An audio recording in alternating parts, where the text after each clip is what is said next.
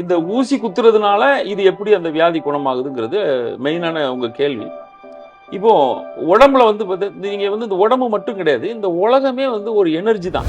திரும்ப வந்து ஒரு எமர்ஜென்சி சிச்சுவேஷன்ல யார் எமர்ஜென்சியை ஹேண்டில் பண்ணுவாங்களோ அவங்கள்ட்ட தான் அவங்க போறாங்க. அங்க இந்த மேற்கொண்டு எமர்ஜென்சி ஆகி அதுல நிறைய பேர் மரிச்சு போறாங்க. ஒரு சிலர் வந்து தப்பிச்சு வர்றாங்க. இந்த அளவுக்கு உணவுகளே கிடையாது. அப்ப கிராமத்துலலாம் பாத்தீங்கன்னா 3 வேளை சாப்பிடுவாங்க. அந்த 3 வேளைக்கு எப்படி சாப்பிடுறாங்க? அங்க உழைச்சாங்க. போய் தோட்டங்கள்ல வேலை செய்வாங்க. ஆட்டோமேட்டிக்கா வேர்த்துரும், டயர்ட் ஆவாங்க, அவங்களுக்கு பசிச்சிரும், சாப்பிடுவாங்க, தூக்கம் வந்துடும், தூங்கிடுவாங்க. இப்போ வந்து ஒரு ஒரு உணவு வந்து நம்ம உடம்ப வந்து பெரும்பாலும் நம்ம உடம்ப வந்து ஸ்டமக்கை தான் அதிகமா பாதிக்கும். ஏன்னா வந்து நம்ம முதல்ல உணவு போடுறது ஸ்டமக்ல தானே.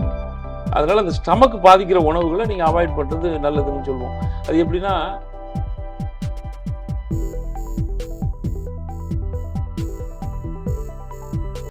இன்னைக்கு நம்மளோட இந்த நிகழ்ச்சியில் இணைஞ்சிருக்கிறது பிரபல டாக்டர், அக்குபஞ்சர் டாக்டர், மருத்துவர் லூதர்ஷித் அவர்கள். வணக்கம் டாக்டர். வணக்கம் டாக்டர். இப்போ இந்த அக்குபஞ்சர் மருத்துவ முறைன்னு சொல்கிறாங்க டாக்டர், இது வந்து இந்தியாவுக்கு வந்து பொருந்தக்கூடிய ஒரு மருத்துவ முறையா? இது வந்து நாடுகளுக்கும் இந்த மருத்துவ முறைக்கும் எந்த சம்பந்தமும் கிடையாது. இப்போ பொதுவாக வந்து மனிதர்களுக்கு வந்து வியாதிகள் ஏற்படுறது வந்து ஒரு இயற்கையான முறையை தான். பட் இப்போ கடந்த ஒரு 100 வருடங்களாக பார்த்தீங்கன்னா நிறைய வியாதிகள் உருவாகியிருக்கு. இது ஒரு சில வியாதிகள் என்னன்னு கூட இன்னும் கண்டுபிடிக்க முடியாத வியாதிகள்லாம் வந்து நிறைய பேர் இறந்து போயிருக்காங்க. ஸோ வியாதிகளை பொறுத்த வரைக்கும் வந்து பார்த்தீங்கன்னா அது ஒரு ரொம்ப காலங்களுக்கு முன்னாடி எடுத்துக்கிட்டிங்கன்னா அது ஒரு இயற்கை மருத்துவத்தில் தான் அதெல்லாம் குணப்படுத்திட்டு வந்திருக்கிறாங்க. பட் இப்போது காலப்போக்கில் நம்ம வந்து மாடர்ன் சயின்ஸ் எல்லாம் டெவலப் பண்ணதுனால வேறு வேறு மருத்துவ முறைகள்லாம் வந்திருக்குது. ஸோ அதில் வந்து மக்கள் கொஞ்சம் ஈடுபடுறாங்க. அதில் பெரும்பாலும் அதில் குணப்படுத்த முடியாமல் நிறைய வியாதிகளோடு இன்னும் மக்கள் அதை அனுபவிச்சுட்டு தான் இருக்கிறாங்க. பட் இந்த அக்குபஞ்சர் அப்படிங்கிற ஒரு மருத்துவ முறைகள் வந்து 1988 வந்து இந்தியாவுக்கு இன்ட்ரோடியூஸ் ஆனது. அதுக்கு முன்னாடி வந்து உலகத்தில் இருந்திருக்குது. பட் பெரும்பாலும் அதை சைனாலேருந்து வந்ததாக தான் எல்லோரும் சொல்கிறாங்க. பட் நம்ம நாட்டுக்கு பொறுத்த வரைக்கும் 1988 வந்து இதை அறிமுகப்படுத்தினாங்க. பட் அது இன்றைக்கி வந்து அது ஒரு பெரிய வளர்ச்சி கண்டிருக்குது. இன்றைக்கி வந்து நிறைய அக்குபஞ்சர் டாக்டர்லாம் வந்து வந்திருக்கிறாங்க. அது இந்தியா ஃபுல்லுமே இருக்கிறாங்க. அது ஒன்லி தமிழ்நாடு மட்டும்லாம் கிடையாது, எல்லா ஸ்டேட்லேயுமே இருக்காங்க. இது ஈவன் நார்த் இந்தியாவில் இன்னும் நிறைய பேர் இருக்கிறாங்க. மேபி அது காலப்போக்கில் வந்து அது அரசு அதுக்கான அங்கீகாரத்தை கொடுக்கும்னு நினைக்கிறேன்னா. அரசு சில கட்டளைகள் இடுது, அதுக்கு நம்ம இன்னும் கொஞ்சம் தயாராகணும். அந்த மருத்துவர்கள்லாம் சில பேசிக் எஜுகேஷனல் சிஸ்டம் வந்து அவங்களுக்கு வரும்பொழுது அது ஆட்டோமேட்டிக்காக அது கவர்மெண்ட்டும் அதை அங்கீகரித்து தான் ஆகணும். பட் இப்போ நிறைய அவேர்னஸ் ஆகி நிறைய மக்கள் வந்து இந்த அக்குபஞ்சர் மூலமாக ஒரு குணப்படுத்தவே முடியாத பல வியாதிகளை பல அக்குபஞ்சர் டாக்டர் குணப்படுத்தியிருக்கிறாங்க. அது எனக்கு கூட நான் இந்த மருத்துவ முறை எனக்கு அறிமுகமாகியே பார்த்தீங்கன்னா ஒரு 16-17 வருடங்கள் தான் ஆச்சுது. எனக்கே ஒரு ப்ராப்ளம், அந்த ப்ராப்ளம் வந்து இதில் சால்வ் ஆச்சு. அதனால தான் இந்த நான் மருத்துவத்தை போய் நான் படித்தேனோ இல்லையே. நான் வந்து இது ஒரு சும்மா ஒரு அப்படிலாம் நான் ஒன்றும் படிக்கல. எனக்கு குணமடைஞ்சேன். அதை வந்து இது புதுசாக இருக்குதே, எனக்கே வியாதியை வந்து குணப்படுத்த முடியாதுன்னு தான் சொன்னாங்க. பட் அதை குணப்படுத்தினாங்க ஒரு அக்குபஞ்சர் டாக்டர். ஸோ அதில் எனக்கு வந்து ஒரு ஈடுபாடு அதிகமாகி அதை வந்து நான் அதை படித்து அதை இன்றைக்கி வந்து ஒரு 12 வருடமாக இந்த சமூகத்துக்கு நான் அதை சர்வீஸ் பண்ணிகிட்ருக்கிறேன். அடுத்தது டாக்டர், இப்போ இந்த அக்குபஞ்சர் மருத்துவத்துக்கும் மற்ற மருத்துவத்துக்குள்ள ஒரு ஒற்றுமை வேற்றுமை என்றாங்க, நீங்கள் என்ன சொல்லுவீங்க? அதே மாதிரி இப்போ அக்குபஞ்சர் மருத்துவத்துக்கு வரைக்கும் நாங்கள் கேள்விப்பட்ட வரைக்கும் மருந்து மாத்திரைகள் கொடுக்க மாட்டாங்க, வெறும் ஊசி மூலமாகவே அதை சரி பண்ணுவாங்கன்றாங்க. அது எப்படி டாக்டர் ஒரு மனுஷனுடைய உடம்புல ஊசி குத்துறது மூலமாக எப்படி நோய்கள் எல்லாம் தீர்மானம்? இதுக்கு வந்து சரியான தீர்வு தானா? இது நீங்கள் கேட்டது கேள்வி ரொம்ப சின்னது, ஆனால் அதுக்கு பதில் ரொம்ப பெருசு. பட் மருந்து மாத்திரை இல்லாமல் ஒரு ஒரு வியாதியை எப்படி குணப்படுத்துறீங்க, அது ப்ரிசைஸாக நீங்கள் கேட்குற கேள்வி. மருந்துகள் மூலமாக வியாதிகளை குணப்படுத்த முடியுமா அப்படிங்கிறது ஒரு கேள்வி. பட் அடிப்படையாக எங்களுக்கு அக்குபஞ்சரில் வந்து ஒரு சில கொள்கை வேறுபாடுகள்லாம் இருக்குது. அது எப்படின்னா மருந்துக்கும் அதாவது இயற்கை மருந்துக்கு இந்த உடம்புக்கும் சில ஒற்றுமைகள் இருக்குது. அதாவது இப்போது எக்ஸாம்பிள் நான் சொல்கிறேன். இப்போ நீங்கள் வந்து ஒரு கீழாநெல்லி பவுடர் நீங்கள் சாப்பிட்டீங்கன்னா, இல்லை கீழாநெல்லியை நீங்கள் எந்த ஃபார்மில் நீங்கள் சாப்பிட்டாலும் அதுக்கு வந்து லிவரில் இருக்கிற செல்கள் வந்து ரியாக்ட் பண்ணுது. அப்படி நீங்க ஒவ்வொரு ஒரு சில அந்த மூலிகைகளுக்கு தகுந்த மாதிரி அந்தந்த ஆர்கன் வந்து ரியாக்ட் ஆகுறத வந்து இன்னைக்கு சயின்ஸ் கண்டுபிடிச்சிருக்கிறாங்க. பட் இந்த கெமிக்கல்ஸுக்கு வந்து இந்த உடம்பு எப்படி ரியாக்ட் ஆகுங்கிறது எனக்கு தெரியல. பட் அதுக்கு அந்த மருத்துவ முறை தான் அதிகமாக பயன்படுத்திட்டு இருக்கிறாங்க. அந்த கெமிக்கலுக்கும் இந்த எங்களுடைய அக்குபஞ்சர் மருத்துவ முறையப்படி அந்த கெமிக்கல் இந்த உடம்புல வந்து நெகட்டிவ் இம்பேக்ட் தான் கொடுக்கும். அதில் பாசிட்டிவாக எதிர்பார்க்கறது முடியாது. இப்போ நீங்கள் இன்னொரு கேள்வி கேட்டீங்க. இந்த ஊசி குத்துறதுனால இது எப்படி அந்த வியாதி குணமாகுதுங்கிறது மெயினான உங்கள் கேள்வி. இப்போ உடம்புல வந்து நீங்க வந்து இந்த உடம்பு மட்டும் கிடையாது, இந்த உலகமே வந்து ஒரு எனர்ஜி தான். நீங்க பாத்தீங்கன்னா இந்த பஞ்சபூத நீங்க எதை பார்த்தாலுமே நீங்க அந்த பஞ்சபூத சக்திகளுக்குள்ள தான் நீங்க இருப்பீங்க. எதை எடுத்து வேணா எடுத்துக்கோங்க, இந்த 5 பஞ்சபூதத்துக்குள்ள தான் இருக்கும் அது ஆக்சுவலா. அப்போ மொத்தமே எனர்ஜி தான். அப்போ நீங்க ஒரு இயற்கையாவே நீங்க வந்து சிந்திச்சு பார்த்தா உங்களுக்கு தெரிஞ்சிடும். ஒரு இடத்துல எனர்ஜி கம்மியா இருக்கு, ஒரு இடத்துல அதிகமா இருக்கு. அப்போ அதிகமா இருக்கிற இடத்துலயும் பிரச்சனை தான், கம்மியா இருக்கிற இடத்துலயும் பிரச்சனை தான். இப்போ அக்குபஞ்சருங்கிறது ஒரு பெரிய சூத்திரம்லாம் அங்கே ஒன்றும் கிடையாது. அதிகமாக எனர்ஜி இருக்கிற இடத்துல இருந்து கம்மியாக எனர்ஜி இருக்கிற இடத்துக்கு பாஸ் பண்ணுறோம். இதுதான் இது, அவ்வளோதான். அது வேலையை செஞ்சு முடிச்சிருது. இதில் வேற இதில் வந்து இந்த மருத்துவ முறையில் வேற எதுவும் ஒன்றும் செய்யலை. ஒரு உடம்புக்குள்ள வந்து பார்த்தீங்கன்னா ஒரு 12 ஆர்கன், அதில் வந்து ஒரு 5-6 மேஜர் ஆர்கன், ஒரு 6 வந்து அதோடைய பேர்டு ஆர்கன்னு சொல்லுவோம். ஸோ மொத்தம் ஒரு 12 ஆர்கன் வந்து ஃபங்க்ஷன் ஆகிட்டு இருக்குது. இந்த 12 ஆர்கனுக்கும் வந்து பார்த்தீங்கன்னா நம்ம உடம்புல வந்து சக்தி ஓட்ட பாதைன்னு இருக்குது. அதை அந்த காலத்தில் கண்டுபிடிச்சிருக்கிறாங்க. அந்த சக்தி ஓட்ட பாதையில் இந்த பஞ்சபூதங்கள் வந்து எங்க தங்கி இருக்குது, எங்க அதிகமாக வந்து பிளாக்ல இருக்குது இருக்கு, அதை நம்ம தூண்டி விட்டு அது அந்த சக்தி ஓட்ட பாதையில் வந்து அந்த அந்த எனர்ஜி வந்து அந்த ஆர்கனுக்கு போய் சேருது. அந்த ஆர்கனும் அதுவாகவே சரியாகுது. இதுதான் இயற்கை சிஸ்டமே.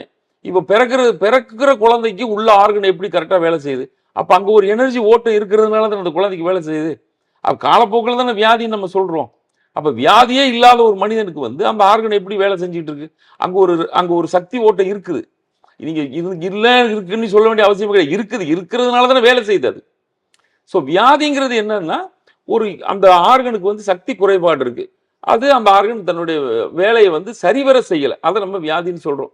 இப்போ நீங்கள் வந்து உங்களுக்கு பசிக்குது, சாப்பாடே கிடைக்கல, இப்போ நீங்கள் வந்து பதற மாட்டீங்களா?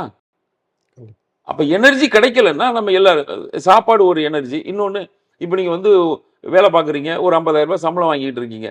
திடீர்னு உங்களுக்கு அந்த வேலையில் ஒரு பிரச்சனை வந்துருச்சு.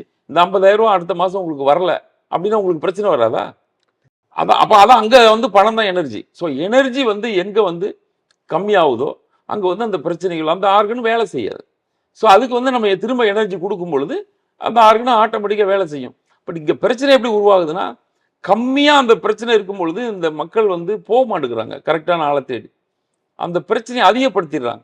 அதிகப்படுத்தின உடனே என்ன ஆகுதுன்னா, திரும்ப வந்து ஒரு எமர்ஜென்சி சிச்சுவேஷனில் யார் எமர்ஜென்சியை ஹேண்டில் பண்ணுவாங்களோ அவங்கள்ட்ட தான் அவங்க போகிறாங்க. அங்கே இன்னும் மேற்கொண்டு எமர்ஜென்சி ஆகி அதில் நிறைய பேர் மரித்து போகிறாங்க. ஒரு சிலர் வந்து தப்பிச்சு வர்றாங்க. ஸோ இந்த அக்குபஞ்சர் மருத்துவ முறையில் நாங்கள் வந்து சொல்கிறது என்ன அப்படின்னா, உங்கள் உடம்பை நீங்களே பாதுகாத்துக்கங்க. உணவுகளை கரெக்டாக செய்யுங்க, சாப்பிடுங்க. சரி, பசிச்சா ஒண்ணுங்கன்னு சொல்கிறோம். இது கூட ஏன் புரிய மாட்டேங்குது? பசிச்சா சாப்பிடுங்கன்னு சொன்னால் கேட்க மாட்டேங்கிறாங்க, சாப்பிட்டுட்டே இருக்காங்க. இந்த வயிறு வந்து ஒரு உணவை வந்து ப்ராப்பராக ஜீரணம் பண்ணுறதுக்கு 1.5 மணி நேரம் ஆகும். இவன் 1/2 மணி நேரத்துக்கு ஒருக்கா உள்ளே போட்டுக்கிட்டே இருந்தால் அந்த வயிறு ஓடிக்கிட்டே இருக்கும்ல, அப்போ வியாதி தான் வரும். இப்போ ஒரு கார் இருக்கு, ஓடிக்கிட்டே இருந்துன்னா அந்த கார் ஒரு நாள் நின்றாதா? இப்படி தான் நம்ம உடம்புல உள்ள அந்த அந்த ஒரு ஒரு உறுப்பு வந்து இயங்கிக்கிட்டே இருந்தது அப்படின்னா என்ன ஆகும்? இன்ஃபேக்ட் ஹார்ட்டெல்லாம் வந்து இயங்கிக்கிட்டு தான் இருக்கணும், அதுக்கு வேற ஆப்ஷன் கிடையாது. அது வந்து நம்ம படைப்பிலே வந்து அந்த மாதிரி செட்டப்பில் இருக்குது. ஹார்ட் வந்து உங்களுக்கு இயங்கிக்கிட்டு தான் இருக்கணும், லங்ஸ் வந்து இயங்கிக்கிட்டு தான் இருக்கணும், ஏன்னா சுவாசம் நடந்துக்கிட்டே இருக்கணும். ஈவன் கிட்னியும் இயங்கிக்கிட்டு தான் இருக்கணும், ஏன்னா கிட்னி ஒரு சுவாச உறுப்பு தான். உங்கள் சுவாசத்தை உள்ளே இழுக்கிறது வந்து கிட்னி தான், வெளியே விடுறது லங்ஸ். அப்போ இந்த ஒரு சில ஆர்கன் வந்து நீங்கள் வந்து உங்கள் கண்ட்ரோலில் கிடையாது, அது இயங்கிக்கிட்டே தான் இருக்கும். அது படைப்பிலோடைய ரகசியம் அது. மற்றபடி இந்த வயிறை நீங்கள் நினச்சிங்கன்னா ஆஃப் பண்ணலாம். வயிறை மட்டும் நீங்கள் நினச்சிங்கன்னா ஒரு 4 மணி நேரத்துக்கு ஒருக்கா சாப்பிட்லாம், இல்லை ஒரு 8 மணி நேரத்துக்கு ஒருக்கா சாப்பிட்லாம், இல்லை பசிச்சா மட்டும் சாப்பிட்லாம் அப்படிங்கிற ஒரு நிலைமைக்கு நம்மளை கண்ட்ரோல் பண்ண முடியும். நம்ம பண்ணுறதில்ல. அப்படி பண்ணிட்டோம்னா இந்த வியாதியில் நம்ம இருந்து தப்பிச்சிடலாம். இப்போ ஒரு காலகட்டங்களில் பின்னோக்கி பார்த்தீங்கன்னா, ஒரு 50 வருஷத்துக்கு பின்னாடி பார்த்தீங்கன்னா இந்த அளவுக்கு உணவுகளே கிடையாது. அப்போ கிராமத்துலலாம் பார்த்தீங்கன்னா 3 வேளை சாப்பிடுவாங்க. அந்த 3 வேளைக்கு எப்படி சாப்பிடுறாங்க? அங்க உழைச்சாங்க. போய் தோட்டங்கள்ல வேலை செய்வாங்க. ஆட்டோமேட்டிக்கா வேர்த்துரும், டயர்ட் ஆவாங்க. அவங்களுக்கு பசிச்சுரும். சாப்பிடுவாங்க, தூக்கம் வந்துரும், தூங்கிருவாங்க. வியாதிகளுக்கு அங்க வழி இல்ல.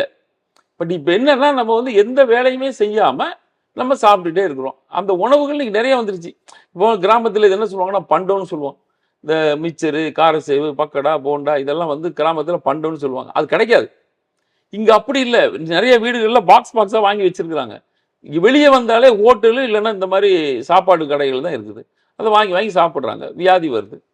ஸோ இந்த அவேர்னஸ் வருது. இப்ப கொஞ்சம் பேருக்கு எல்லாருக்கும் சொல்ல முடியாது. இப்ப நான் சந்திச்ச நெறைய பேஷண்ட்ஸ பார்த்தீங்கன்னா, இந்த அவேர்னஸ்க்குள்ள கொஞ்சம் வந்திருக்கிறாங்க. இப்பலாம் நெறைய பேர் வந்து என்கிட்ட சொல்றாங்க, "இப்பலாம் நான் காஃபி, டீலாம் நிப்பாட்டிட்டேன் டாக்டர்" அப்படிலாம் சொல்றாங்க.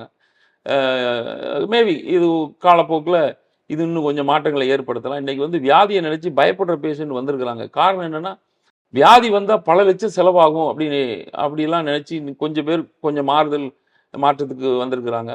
இன்னொருத்தங்க என்ன நினைக்கிறாங்கன்னா, எங்களுக்கு தான் இன்சூரன்ஸ் இருக்கு அப்படிங்கிறாங்க. அதுல ஒரு சிலர் வந்து, சரி இன்சூரன்ஸ் இருந்தா கூட வெட்டி குத்தி தைக்கிறது நம்ம உடம்பு தானே.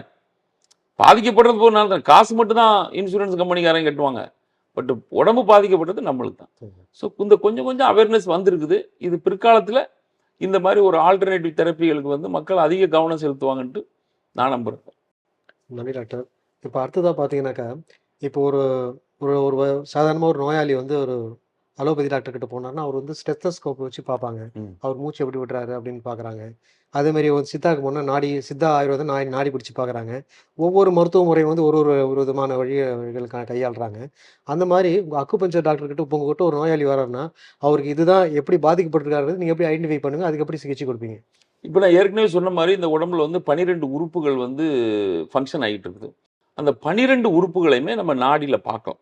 அந்த 12 உறுப்புகளையுமே நம்ம 6 ஆர்கனுக்கு ஒரு நாடியும், மீதி உள்ள இன்னொரு 6 ஆர்கனுக்கு இன்னொரு 6 நாடியும் நம்ம பார்த்துட்டு, அந்த ஆர்கன் எப்படி செயல்படுதோ, அதுக்கு தகுந்த மாரி நம்ம வந்து அ அது எல்லாம் திருப்பியும் அங்க தான். இந்த ஒரு ஆர்கன்ல எனர்ஜி பிளாக் இருக்கும்.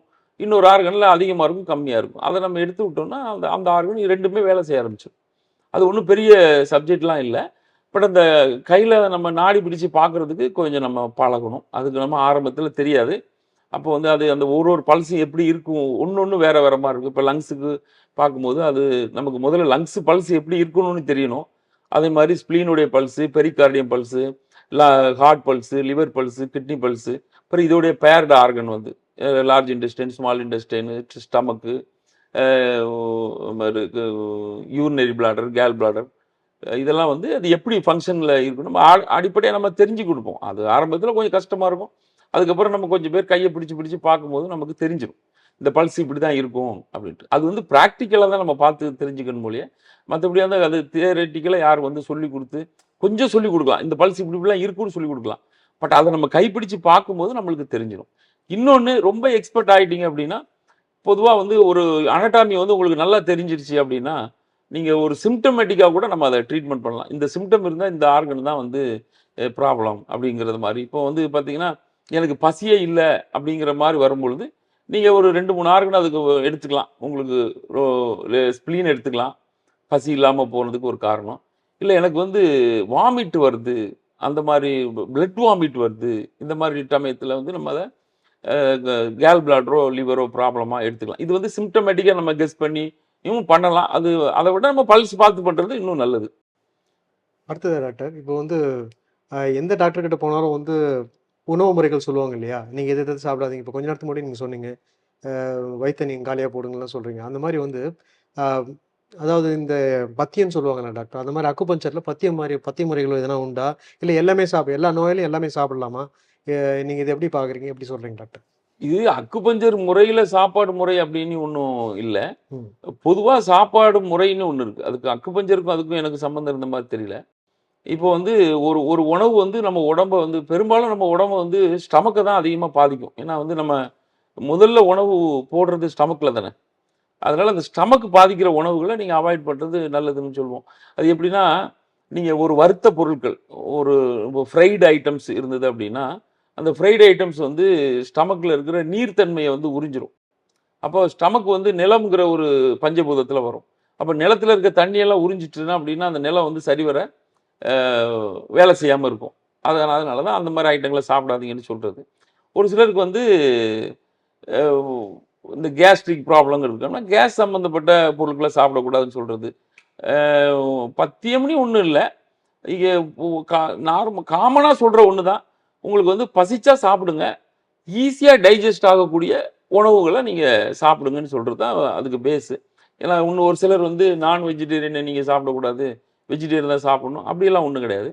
நம்ம படைப்பிலே வந்து பார்த்தீங்கன்னா எல்லா மிருகங்களும் ஒரு ஒரு மாதிரி தான் படைக்கப்பட்டிருக்கு. ஒரு ஒரு மிருகம் மாமிசம் மட்டும் சாப்பிடும், ஒரு மிருகம் வந்து இந்த வெஜிடேரியன் மட்டும் சாப்பிட்டுட்டு இருக்க மாதிரி. மனிதன் மட்டும் ரெண்டும் சாப்பிட்ற மாதிரி தான் படைக்கப்பட்டிருக்கும். அதனால் நீங்கள் ரெண்டும் சாப்பிட்லாம். பட் நீங்கள் வந்து நான் வெஜிடேரியன் வந்து கொஞ்சம் ஜீரணம் அதிகமாக ஆகாது.